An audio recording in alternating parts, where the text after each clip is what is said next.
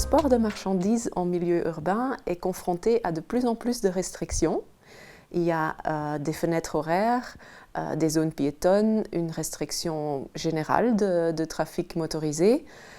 Et ça se fait de plus en plus dans des petites et des grandes villes en Europe. Et c'est pour améliorer la qualité de l'air, la qualité de vie, la sécurité routière aussi a un aspect important parce que les poids lourds sont souvent confrontés dans des accidents avec cyclistes, voitures, piétons.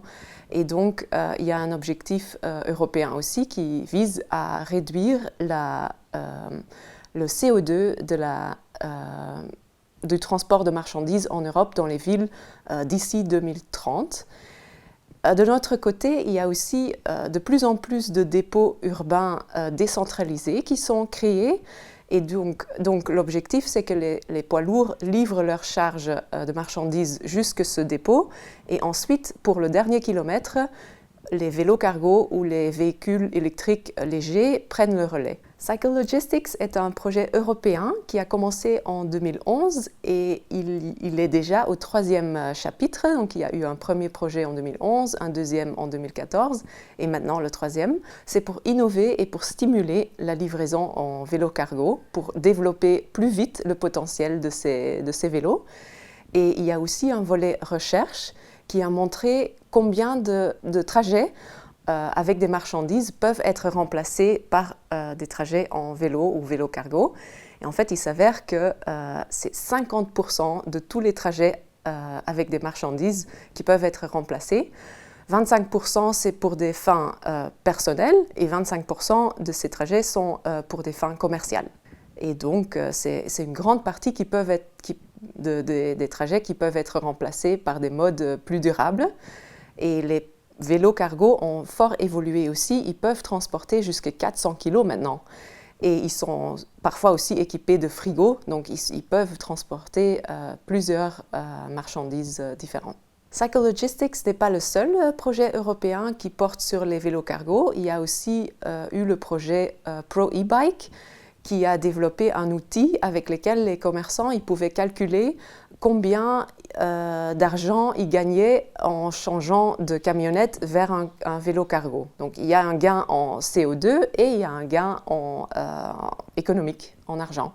Les autorités publiques ont un rôle très important à jouer. Ils ont déjà fort influencé dans toute l'Europe ce changement.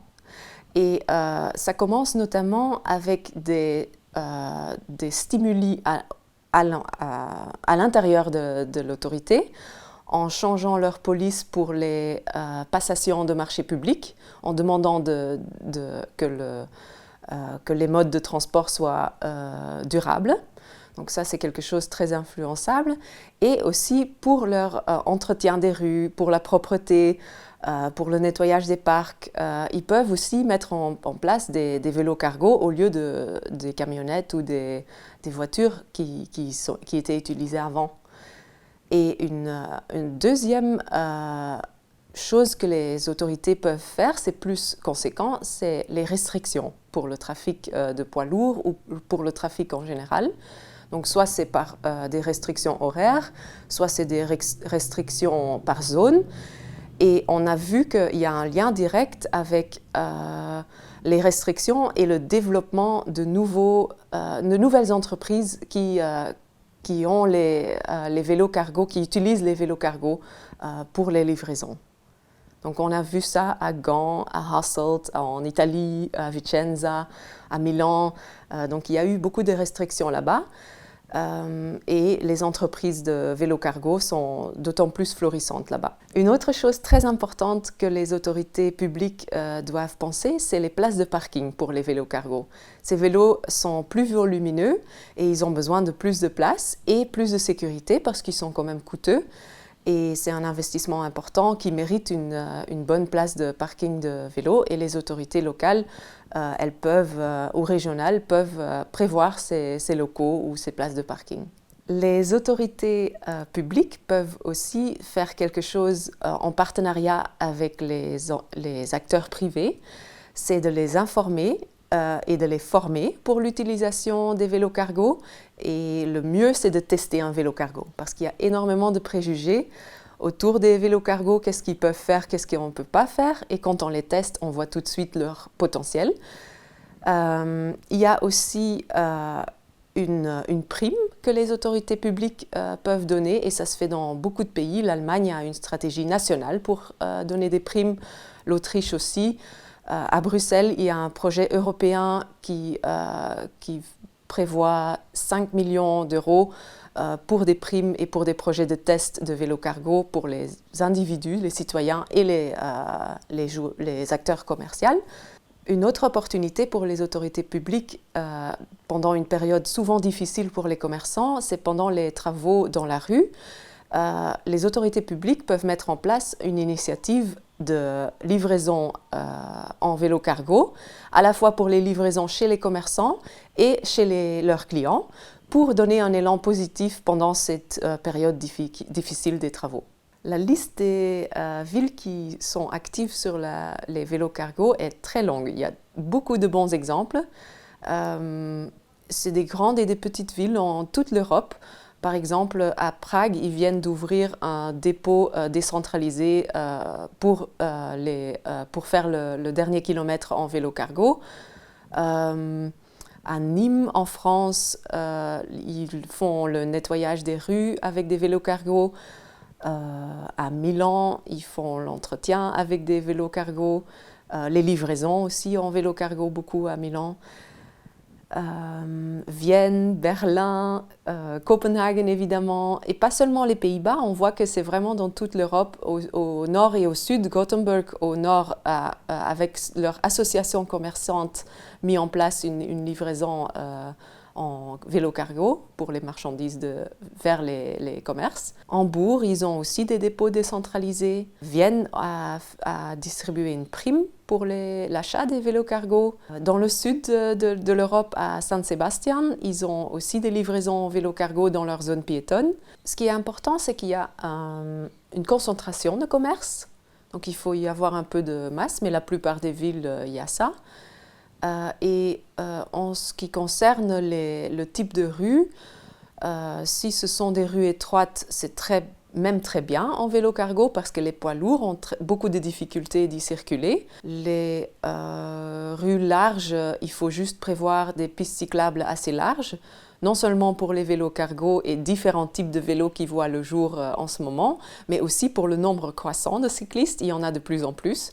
Et donc, il faut des pistes cyclables larges, des tournants larges et des espaces d'attente au feu rouge larges. Une restriction générale du trafic est importante aussi pour que les vélos cargo ne se retrouvent pas coincés dans les embouteillages quand il y a un trafic mixte, donc quand ils sont juste entre les voitures, quand il n'y a pas de pistes cyclables séparées. Le dénivelé ne joue aucun rôle parce que la plupart des vélos cargo sont équipés d'assistance électrique.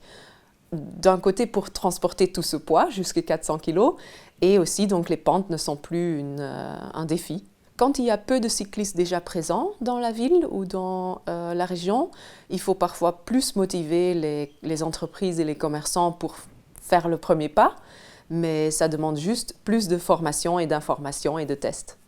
Il y a énormément d'avantages aux livraisons à vélo.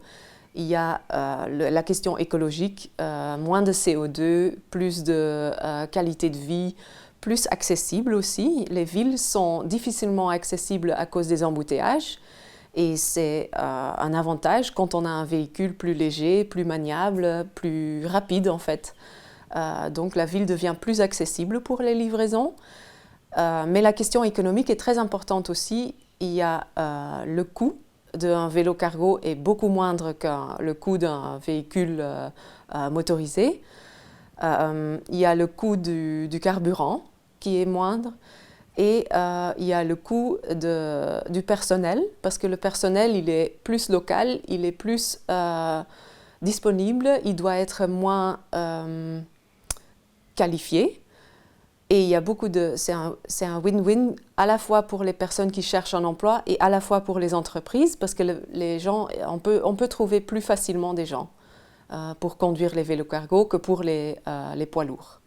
Il y a quelques années, la société de DHL a donné un chiffre très intéressant qu'avec 33 vélos cargo, ils faisaient 20 000 km en moins en camionnette et ça leur faisait un gain de 430 000 € par an. Il y a aussi une question humaine qui est importante, c'est le stress en conduisant, qui est moindre en vélo cargo qu'en poids lourd. Il y a la Fédération des cyclistes en Flandre, Fietsersbond, qui a interviewé des conducteurs de camions il y a quelques années quand il y a eu des morts suite à des accidents entre des camions et des cyclistes. Et en fait, les conducteurs interviewés ils disaient que conduire dans un milieu urbain est très stressant pour eux et ils sont aussi traumatisés par le danger potentiel. Ils préféreraient en fait ne pas entrer dans le centre-centre et rester aller vers un dépôt décentralisé pour déposer leurs marchandises parce qu'il y a moins de danger, moins de stress pour eux, ils perdent moins de temps dans les embouteillages.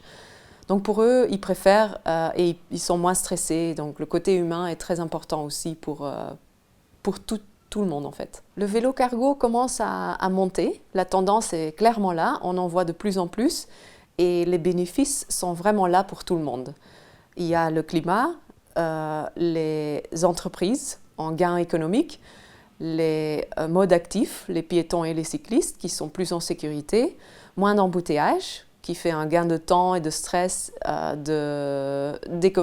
gain économique aussi, parce que les embouteillages aussi, ça coûte à la société.